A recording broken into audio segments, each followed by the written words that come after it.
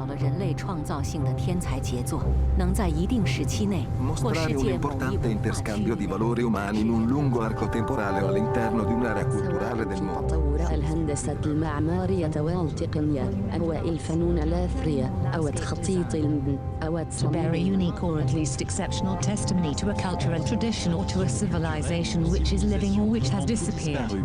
Offrir un exemple éminent d'un type de construction ou d'ensemble architectural ou technologique ou de paysage illustrant une ou des périodes Представлять собой выдающийся образец традиционного человеческого поселения, землепользования или использования моря, характерного для той или иной культуры или культур, взаимодействия между человеком. Culturas o interacción humana con el medio ambiente, especialmente cuando se ha vuelto vulnerable bajo el impacto de un cambio irreversible. Estar asociado directa o tangiblemente con acontecimientos o tradiciones vivas, con ideas o con creencias, con obras artísticas y literarias de destacada importancia universal.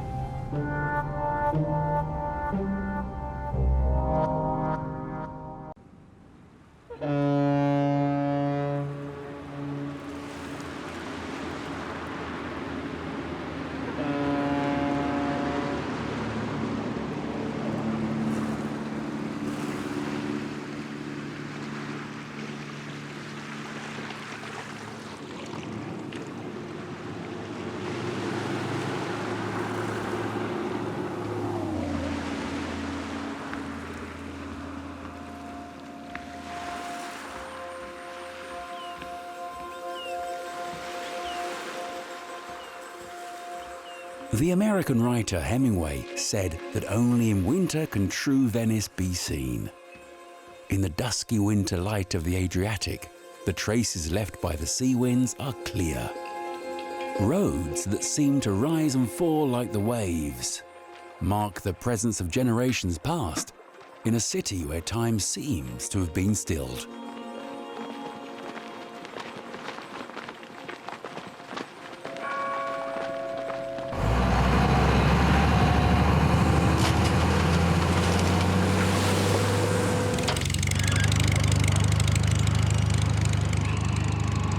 On the other side of the world, the ancient city of Dunhuang, which flourished 1,300 years ago, is re-emerging from the sands of the Gobi Desert. A new form for the city is being born.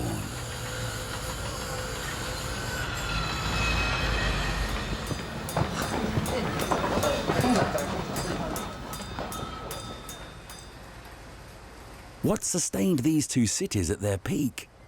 For each, the one-word answer is trade.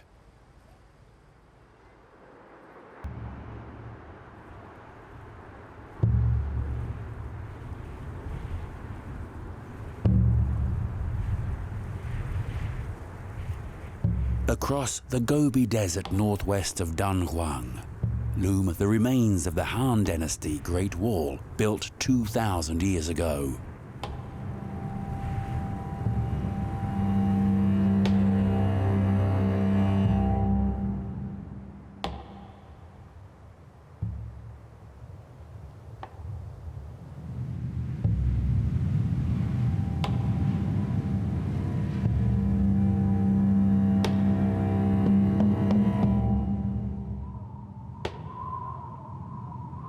The arid lands of northwest China are in part eased by the meltwater flows from the Qilian Mountains.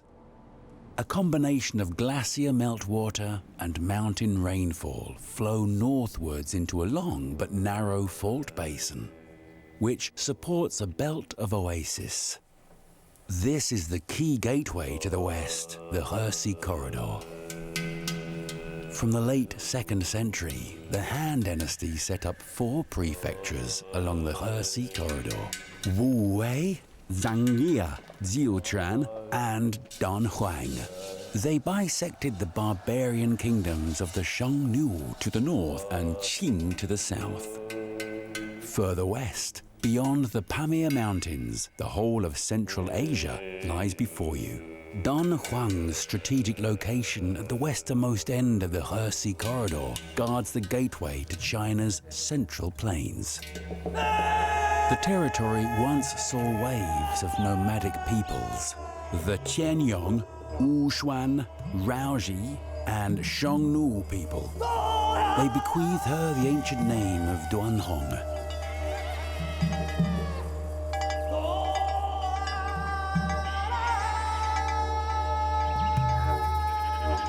Dunhuang is surrounded by the Mingsha, the singing sand dunes, with the Qilian Mountains to the south. Rivers and streams flow out of the northern foothills of the Qilian, nourishing lakes and oases scattered along the way. The capital of Dunhuang Prefecture is located on an alluvial plain by the west bank of the Danhui River. To the north, Sule River runs east to west, forming a natural barrier against invaders.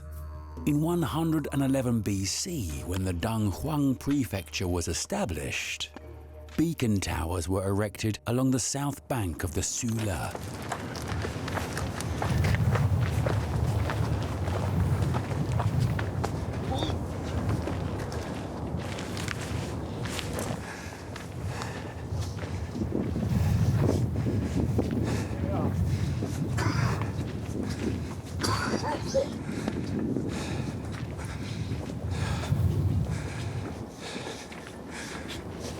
你看，这是一个烽火台，然后这个又是另外一个烽火台，它就是守着这个，这条道就是这个烽火道，这是当年这个守卫这个烽火台的士兵常年累月砍下来的路，就这个，你长看这个啊，你看。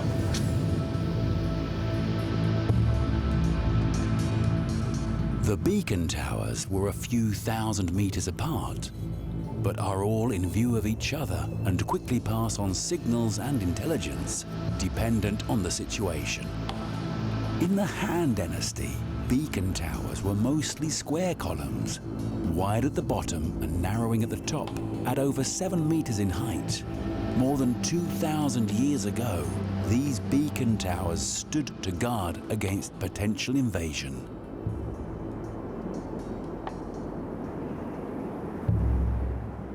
这个烽火台彼此相连的呢，它既是道路，你也可以，你了解了这个地方的它那个军事防线的时候，你就可以联想到，这也是长城汉代长城的走向。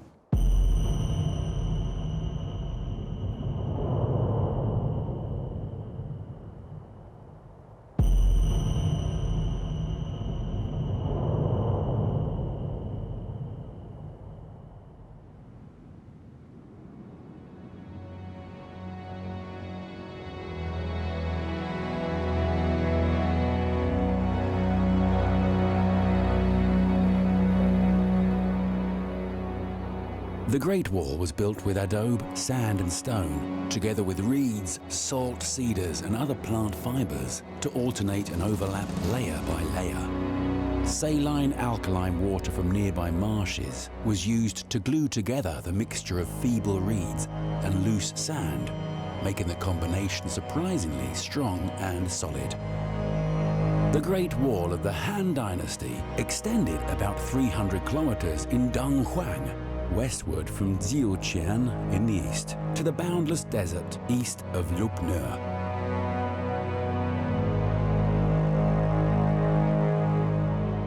The route then divided into two branches, the one going northwest as Dachi Road and the other southwest as Yangguan Road. They represented both protection and peaceful trade. If the Sule River, fortified along its banks, was the defense line in the north, then the Danhui River, which flows south to the north, is the life source for Dunhuang.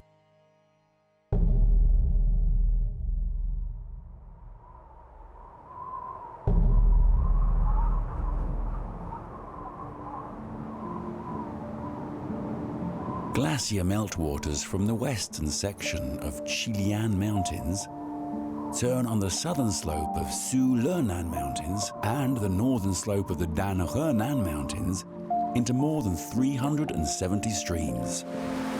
These converge in underground watercourse which emerge at the Wulan Caves, 18 kilometers to the southeast of 《 Yanxi-Wan. There they form the Danhui River, 45 along its banks, 100 kilometers to the southeast of Yanxi-Wan. 中国的这个历史， known as Dunhuang in ancient times. The river runs all the way northward, sometimes rushing between mountains, sometimes fanning out as it winds its way across the Gobi Desert.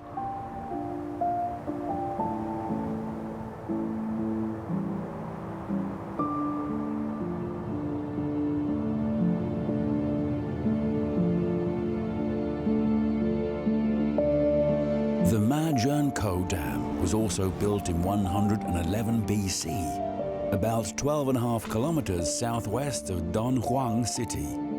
This was the first reservoir in ancient Dunhuang. Harnessing the Dunhe River, ditches and canals distributed the water to an emergent green land.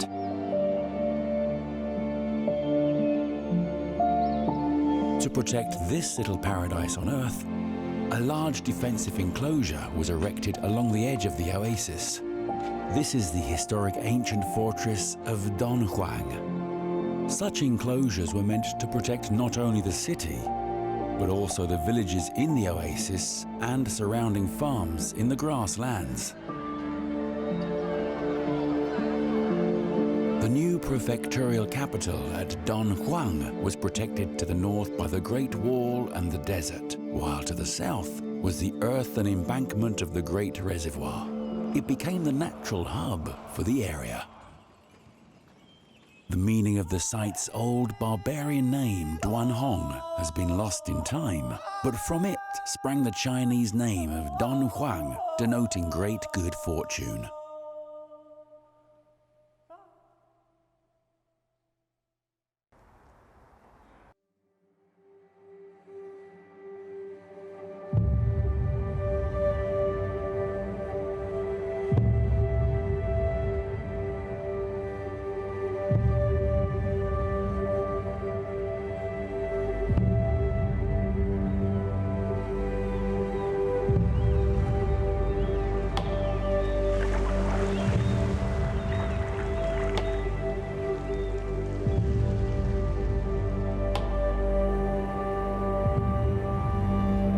Sandwiched between the Apennines and the Alps, the Po River Valley races across northern Italy to its pre-designed meeting with the Adriatic Sea.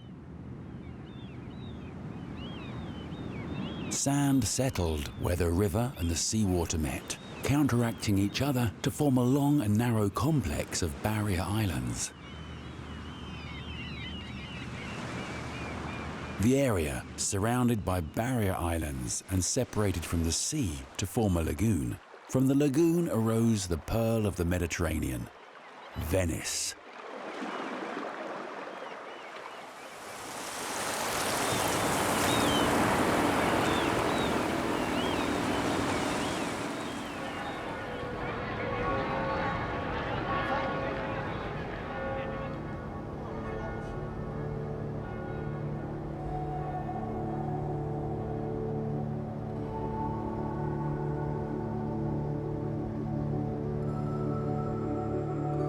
E Venezie è il nome romano dei Veneti.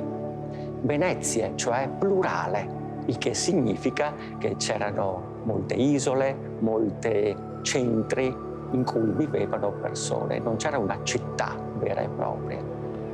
Abbiamo delle testimonianze che risalgono al V secolo d.C., in cui si descrivono queste aree dove vivono pescatori che, diversamente da tutto il resto della popolazione dell'Italia e direi dell'Europa, non vivono dell'agricoltura, ma pescano, acquistano sale, lo vendono e così via. The place where these arcades and domes stand today was once a bleak tidal flat. The swampy grounds made it an ideal refuge from the trials of conflict and war.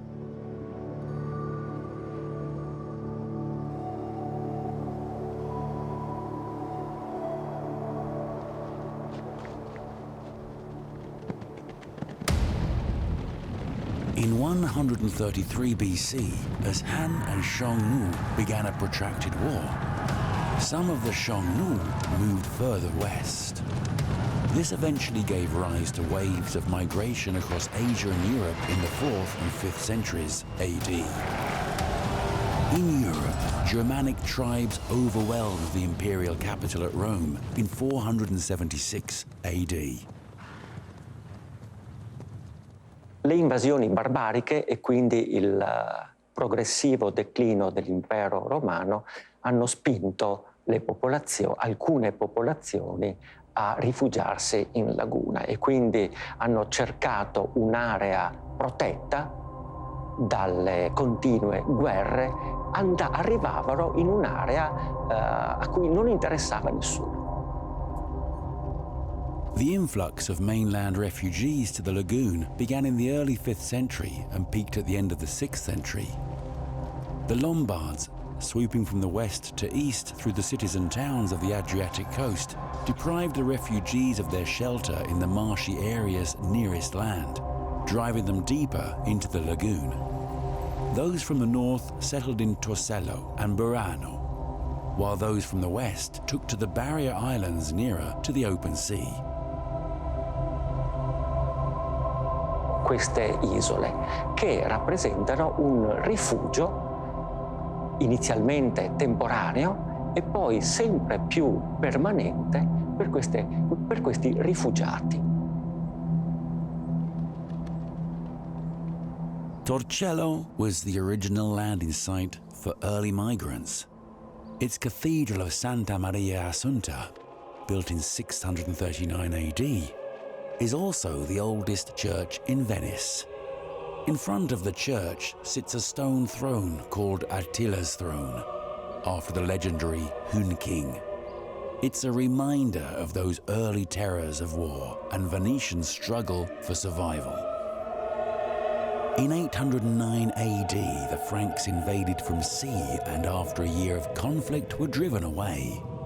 This victory not only saved Venice from being annexed by the Franks, but also won its independence from the Eastern Empire in Byzantium.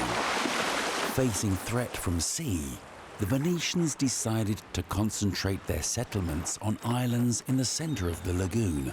There the sea could ward off dangers from land, while marshes and the barrier islands could guard against intrusions from the sea. Rialto, the center of present-day Venice, took shape as the beating heart of this dreamlike city.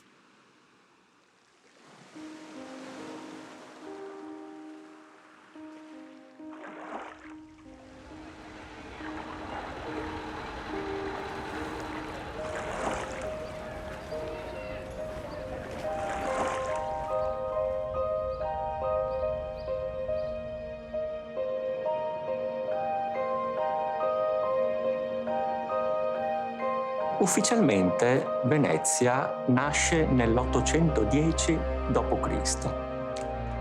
Questa è la tradizione e tutti i veneziani sono orgogliosi di questa data perché significa che la propria città è nata dal nulla, dalle acque. Dunhuang and Venice both rose from the sands, one in the desert, one in the sea. Flowers that took root in the wilderness each became a unique center of culture.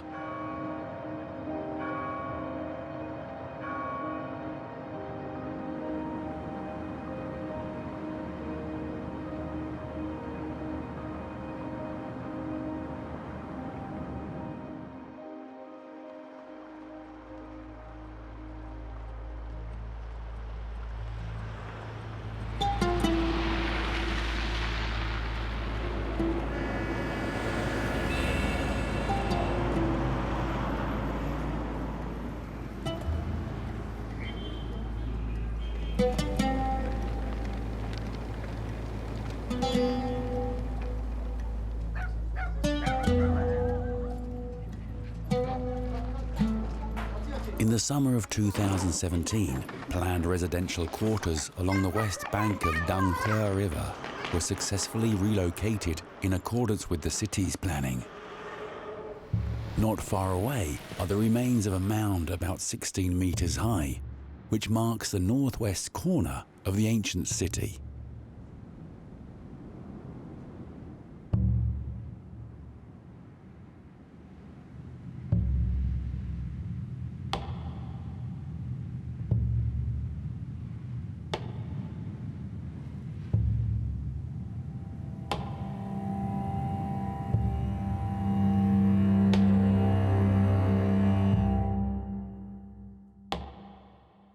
Maps and records of Sazhou were compiled in the first half of the 8th century.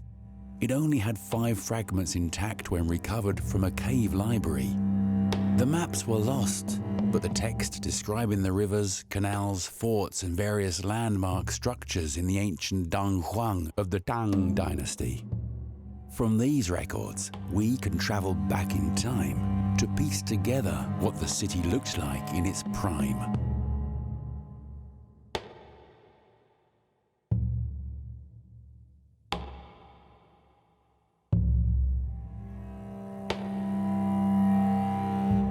From the remaining ruins, we can get a rough outline of its shape. The old city was first built during the Han Dynasty. It was rectangular with a length of 1,132 meters from north to south and 718 meters from east to west. It had a circumference of about 3,700 meters, conforming to the requirements in the Han Dynasty that a prefectural city should have a perimeter of between 3,000 and 5,000 meters. 那么敦煌郡这个城呢，到底建得怎么样子呢？实际上《汉书》里头记载是很少的，但是我们通过文书能看出来，当时敦煌城这些城门、城东门、城北门、城南门、城西门，这些大致的这些门呢，已经有。Gates were built on all 4 sides of the city wall, with barbicans at each entrance for protection from intruders.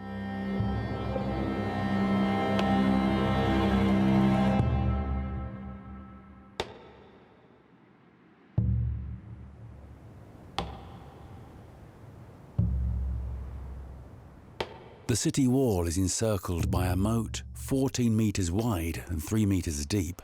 The water comes from Danhe River at the city's southwest corner. It then divides in 2 directions around the city before converging at the northeast corner to flow onwards. Between the city wall and the moat, there was a low enclosure of a type often seen in the northwestern cities.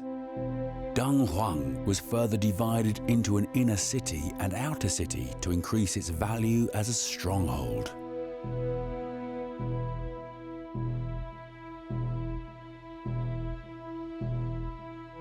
The inner city is where prefecture government was located, while the outer city accommodated the commercial and residential areas.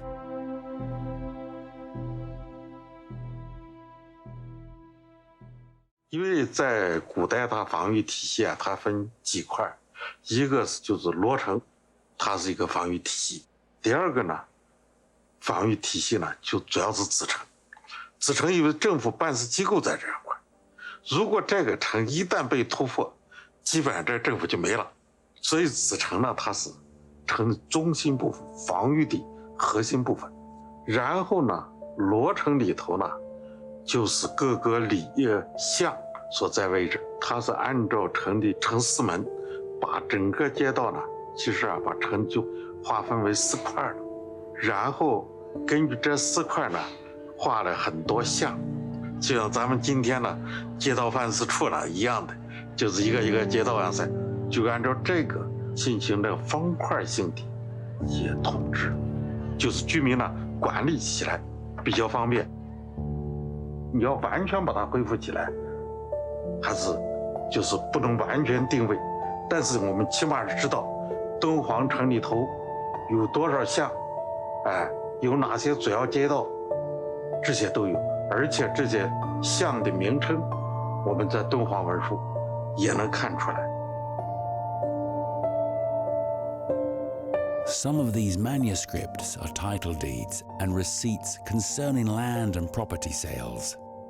In them, we can find particular names for the districts and lanes within Dunhuang City.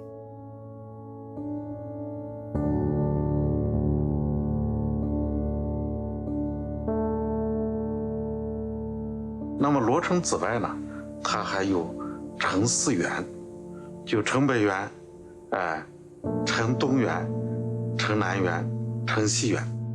这个园，这些地方呢，基本上都是敦煌4场法域所在地方。你像敦煌城东院，那就是敦煌主要商贸之地，就是主要粟特人的分布的中心，商业民族分布的中心。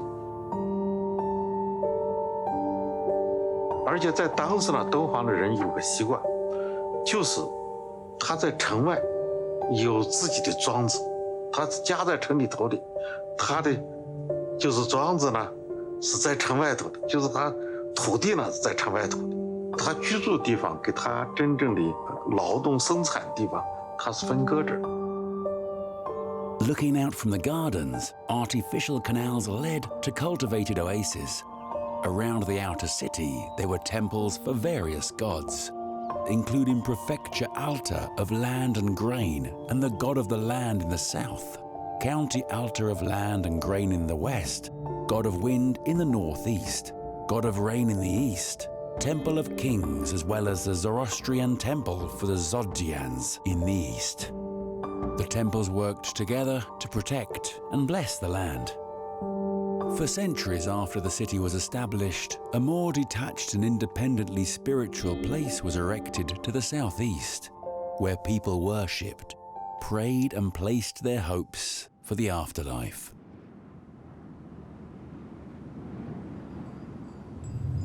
Flowing between Sanwei Mountain and the desert of Mingsha Mountain is the Dangchen River. Along its west bank is a 1,680-meter-long cliff face running on a south-north axis, inlaid with 735 Buddhist caves. In 366 AD, a monk named Ye Chuan excavated the first cave in the cliff face. For 1,000 years thereafter, until the 14th century, different peoples at different times all left their mark along the cliff. Today, there are 735 known caves at Mogao. Miaoyan, which means wonderful cliff. So we went at 6 o'clock in the morning, and so I saw the sun come up in the east. It is directly opposite the cliff. It was quite a magical moment to imagine the silence, the beauty of the light coming into the caves, and you could see that it was a very special place.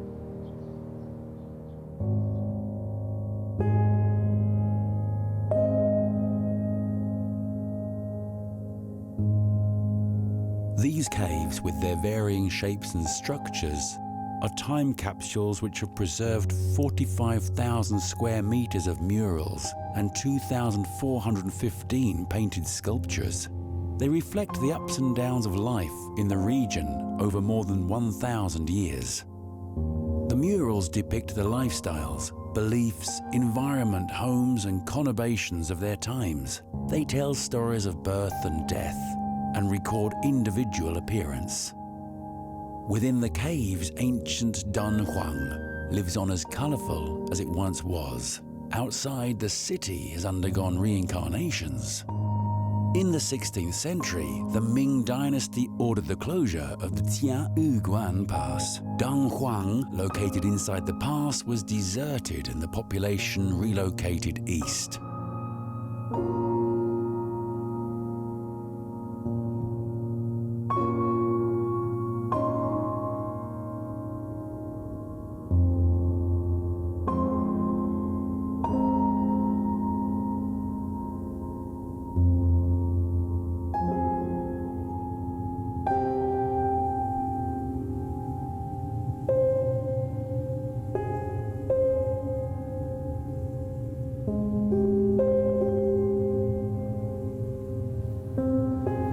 In 1723, under the Qing dynasty, the western regions were reorganized and the Sazhou Bureau was founded. People moved to Dunhuang from 56 northwestern prefectures and counties.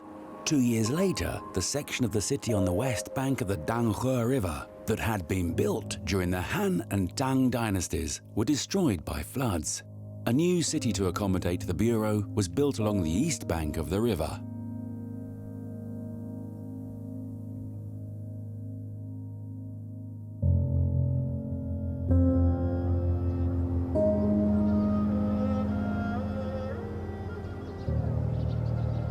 After a turbulent history, the once new city has aged again.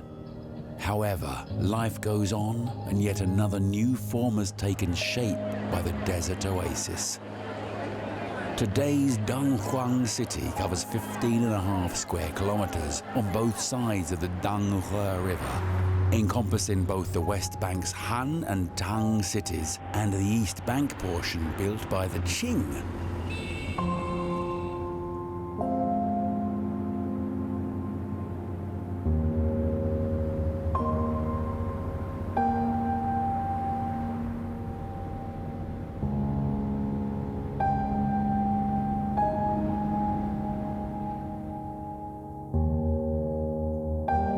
The city wall rises, is destroyed, rebuilt, destroyed again, and rises once more in a mirror of the circle of life.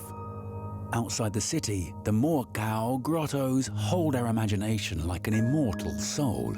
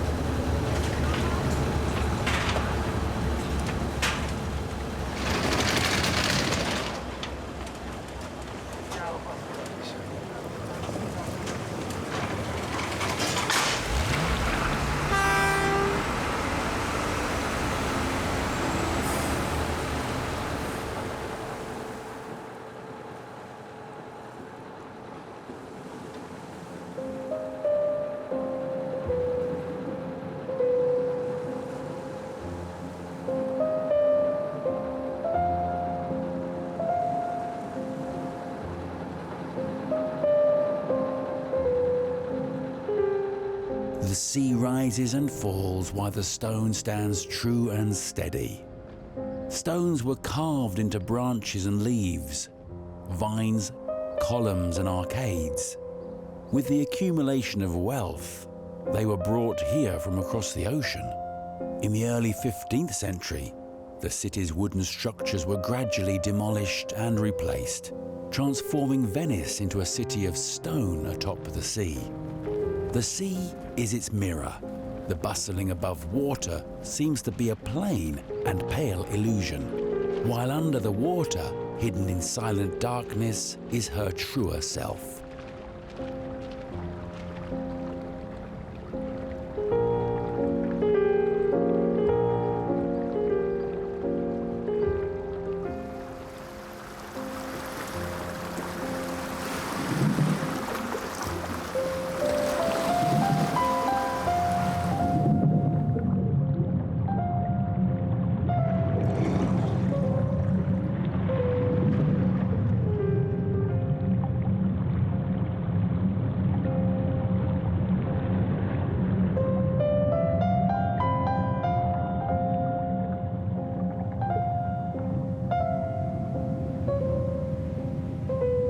These shoals are the natural product of sand wrestling with the waves.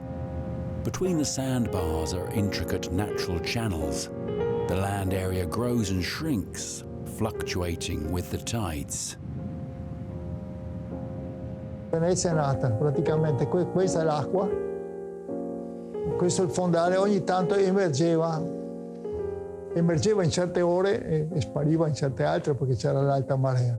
I veneziani hanno sfruttato queste terre un po' emerse e hanno cominciato a fare le case. Sì, cominciavano a piantare pali, molti pali.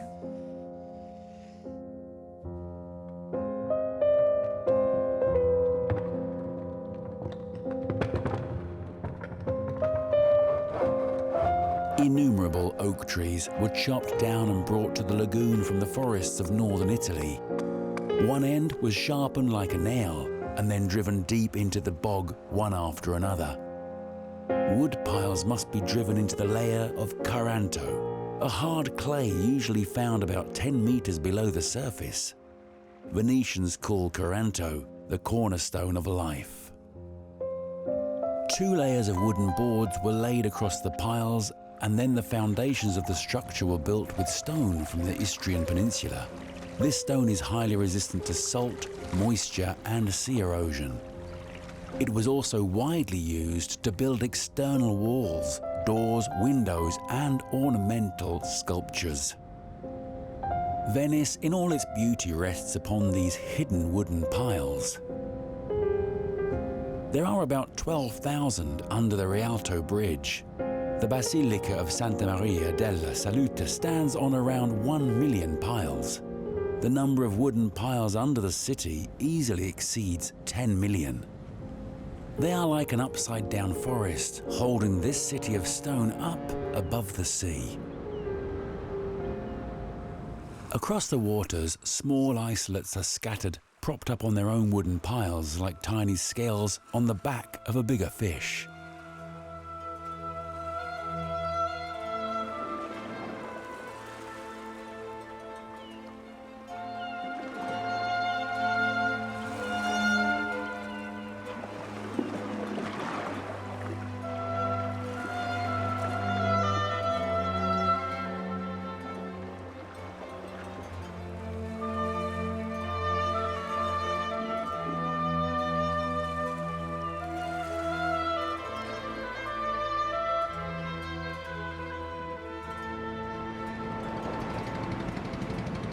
Venice's canals were built and lined with walkways running in parallel.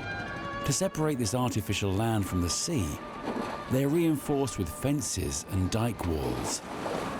They strain to bear the tension of the waves hitting the embankments, outlining the realms of solid ground and in constant water.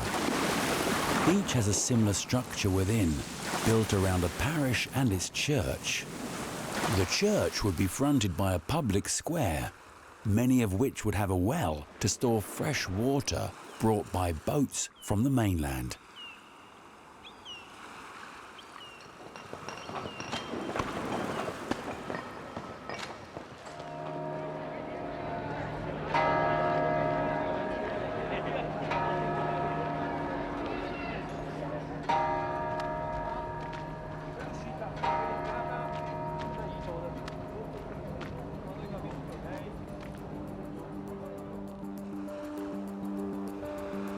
Back of the square were residential quarters for the ordinary people, while on its sides were mansions of the powerful and wealthy.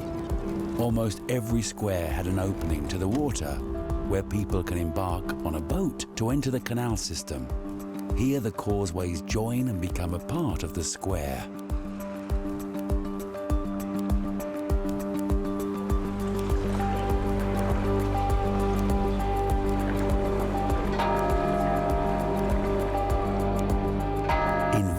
Most public life was carried out in these piazza.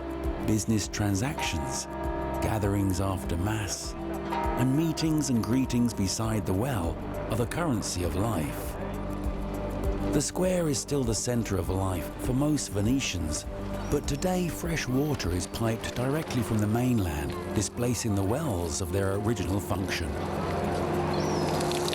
In Venice, water nurtures life in more ways than one. Among the over 110 densely distributed islands are more than 170 capillary-like water channels, serving as the city's circulatory system.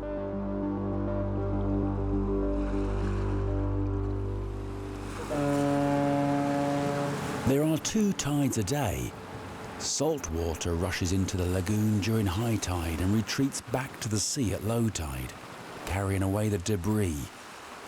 This is how the lagoon breathes.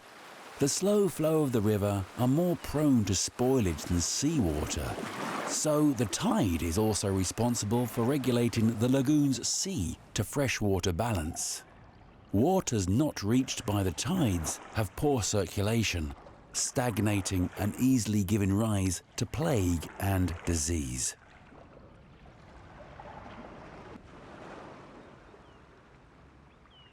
In the early 9th century, while migrating to Rialto, Venetians began to construct the city's main artery on the basis of natural watercourse. The Grand Canal has an average depth of about 5 meters. It varies between 30 and 90 meters wide and winds its way for about 4 kilometers between the islands. Its snail-like course sees the west wind deep into the lagoon, while the east ends at the basin of St. Mark's. At high tide, seawater flows into the Grand Canal unimpeded and is pushed into more than 170 long, narrow channels, entering all of the city's capillaries. This flow is key to the vitality of the city, a function that has changed little over the millennia.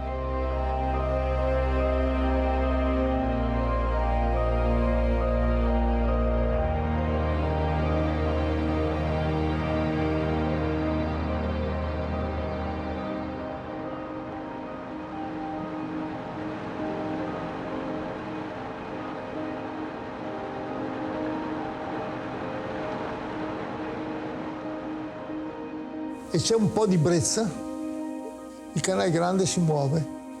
No, c'è questo movimento delle onde. Questo movimento delle onde porta la luce dentro i palazzi, per cui tutto vibra un po'. Proprio hai la sensazione della vita di questa cosa qui. È tutto un po' in movimento, è una cosa stupenda.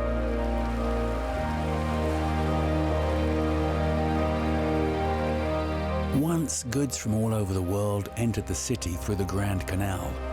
With the wealth amassed from trade in these goods, the churches, banks, shops, and luxurious mansions and palaces were built along its banks. In 1180, the first bridge was built across it, the famed Rialto Bridge.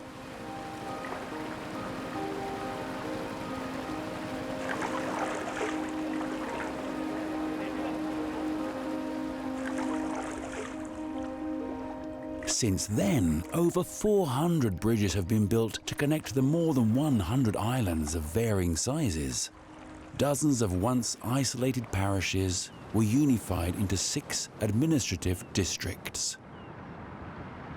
Born from the collapse of the Western Roman Empire, a desolate marshland spawned a republic which became the greatest merchant power of its time by the late Middle Ages. By the 1500s, the city had assumed the form with which we are now familiar.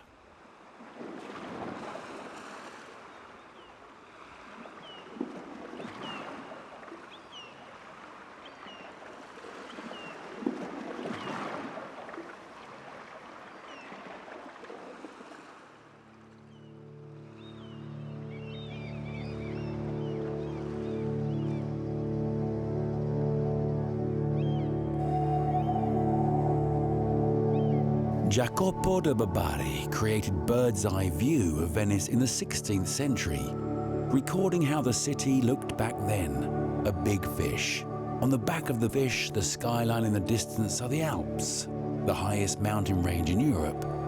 In the middle of the Grand Canal is the heart of the fish, the Rialto Bridge, the economic center of the city. At the tail is an armory, the arsenal, the military base where the fleets that would dominate the eastern Mediterranean were built. In the basin of St. Mark's, Poseidon promises to keep the waters calm, while above the basin is Piazza San Marco, an open parlor to the world. Here, the Doge's Palace and St. Mark's Basilica stand next to each other, one the symbol of political power, the other representing theocracy. In 828 AD, 2 Venetian merchants ran the gauntlet to bring back the remains of St. Mark from Alexandria in Egypt, now ruled by the Muslim Caliphate. People greeted the remains with joy, and the ruling Doge donated most of his property to building a basilica to house and honor them. The construction was completed in 832 AD, and from 1075 every ship returning from abroad must offer a piece of treasure to decorate the basilica. Its walls, vaults and dome are decorated throughout with gold mosaics. When sunlight is refracted into the building, the entire space is bathed in golden light. Under the protection of St. Mark, Venice flourished, and the Lion of St. Mark became the emblem of the independent republic. Since its erection, the basilica has undergone multiple reconstructions, repairs and redecorations in a succession of styles: Byzantine, Roman, Islamic, Gothic and Baroque. Many of its key historical moments have been recorded in sculptures or paintings. These also record the life of the city and the spirit of those who built it.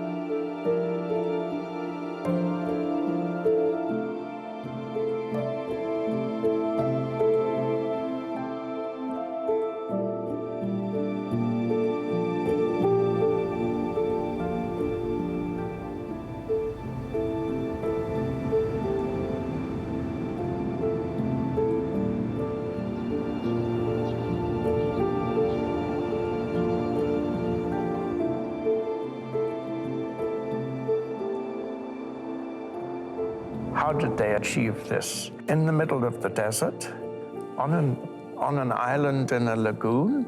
There was only mud flats here in Venice, and there's only desert around Dunhuang. But both places, through human achievements, have transformed the place. So Dunhuang has its Mogao caves, Venice has its palazzi.